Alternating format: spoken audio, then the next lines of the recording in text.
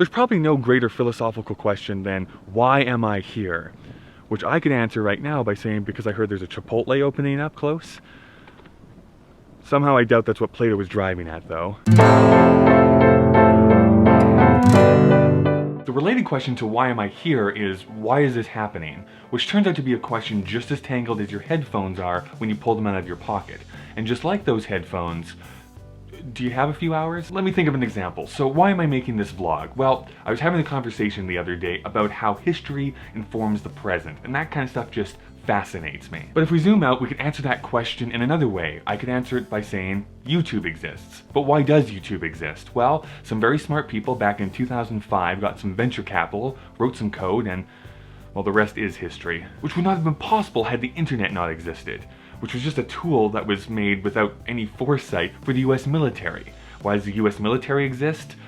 Oh boy, that is a big, long question, but I don't want the drones to attack my house, so let's just say to protect the United States. The United States was created after a bloody revolution over a small disagreement over tea. That was after years of imperialism by England, which was a policy that stretched back through all of the kings and queens of that small island. We can go all the way back to medieval history, the fall of the Roman Empire, Alexander the Great's quest for world domination, the ancient Greeks, prehistory, the migration from Africa, Pangea, dinosaurs, the Big Bang. You can see that the old joke is true. How do you bake an apple pie? Well, first, you have to create the universe. History, unfortunately, is often looked at as stuffy stories from the past with men in togas or wigs or sometimes even both. But the past informs the present. Things do not happen in a vacuum. It's not a checkbox.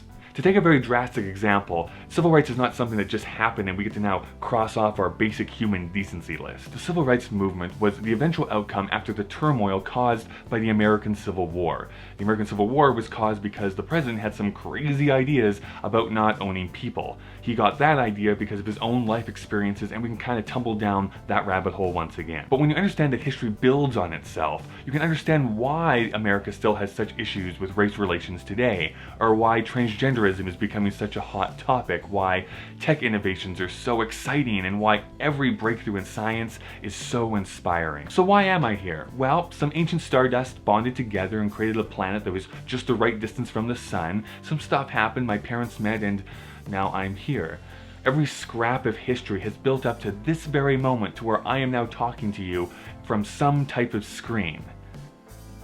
Man, if pterodactyls could see this right now, they would be so confused. Will I change the course of history?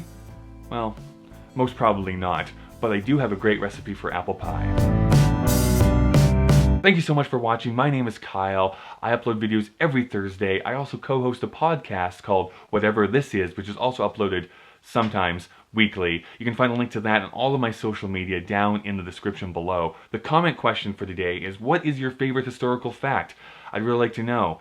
And who knows, maybe centuries from now people will look at this comment section and just wonder, what was the obsession over being first?